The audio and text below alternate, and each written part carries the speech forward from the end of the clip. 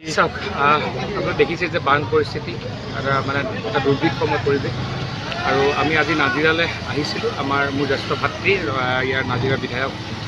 আমাৰ মৰিবৰগত এবাৰ খবৰ লোৱাৰ নিমিত্তে আৰু ৰাইজৰ বানপীড়িত ৰাইজৰ কাষলৈ আহিছে যথাযথ যি পাৰোঁ যেনেকৈ ধৰণে পাৰোঁ আমাৰ যি অঞ্চলৰ পৰা যথেষ্ট সামগ্ৰী প্ৰায় 10,000 পৰিয়ালৰ কাৰণে আমি সামগ্ৰী লৈ আহিছিলোঁ। আপোনালোকে দেখিছে যে ইতিমধ্যে অসমৰ মুখ্যমন্ত্ৰীয়ে অসমৰ প্ৰত্যেকজন জনসাধাৰণলৈ আহ্বান জনাইছে যে এয়া সময় কেতিয়াবা ভগৱন্তই আমাক মানুহ হিচাপে জন্ম দিয়াৰ পাছত আমাক ভগৱন্তক ধন্যবাদ দিয়াৰ সুযোগ দিয়ে আৰু এইবোৰ এনেকুৱা সময়ত আমি নিজে এজন মানুহ হোৱাৰ পৰিচয় দিয়ে। আজি মই ইয়ালৈ বিধায়ক হিচাপে নহয়, ইয়াতে মই এজন অসমীয়া যুৱক হিচাপে ইয়ালৈ আহিছোঁ আৰু সেইকাৰণে আজি মই কৈছোঁ যে এই বানপীড়িত আপুনি দেখিছে যে একেবাৰে ৰিক্সা চালকজনৰ পৰা আৰম্ভ কৰি একেবাৰে সাধাৰণ মানুহজনো ৰাইজৰ কাৰণে স্বতঃস্ফূৰ্তভাৱে ওলাই আহিছে আৰু মই বিশ্বাস ৰাখোঁ যিহেতু এইখন অসমৰ মুখ্যমন্ত্ৰী ডক্টৰ হিমন্ত বিশ্ব শৰ্মা ডাঙৰীয়া অতি শীঘ্ৰে ডক্টৰ হিমন্ত বিশ্ব শৰ্মাৰ নেতৃত্বত আমি খুব কম সময়ৰ ভিতৰতে আকৌ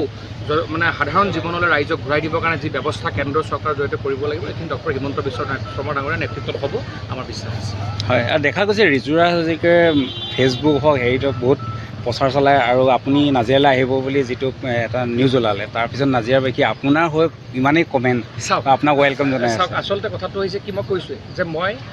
বিধায়ক মই ৰঙানদীৰ ল'ৰা মই অসমৰ আৰু সেইকাৰণে আৰু আমি যিজন ব্যক্তিক আমি আমাৰ নেতা হিচাপে আগবাঢ়োঁ গুৰু বুলি কওঁ ডক্টৰ হিমন্ত বিশ্ব শৰ্মা ডাঙৰীয়া আমাক এটা বস্তুৱে শিকাইছে সদায় যে ৰাইজক সেৱা কৰা আৰু ৰাইজক সেৱা কৰাৰ কাৰণে যেতিয়াই য'ত যেনেধৰণে সুযোগ পাওঁ একমানো সেই সুযোগ কৃপণালী নকৰি কৰিবৰ কাৰণে চেষ্টা কৰোঁ। অনাগত দিনতো আমি সেই যি ধৰণে বিধায়ক হৈ থাকোঁ নাথাকোঁ ভগৱন্তই জানিব ৰাইজে জানিব, কিন্তু এই পৃথিৱীত জীয়াই থকা পৰ্যন্ত প্ৰত্যেকজন মানুহক নিজৰ শৰীৰত 1 বিন্দু তেজ থকালৈকে আমি সহায় কৰিবৰ কাৰণে আমি সংকল্প কৰোঁ। যিকোনো খবৰৰ বাবে যোগাযোগ কৰক আমাৰ এই নম্বৰত 9181 307 2221।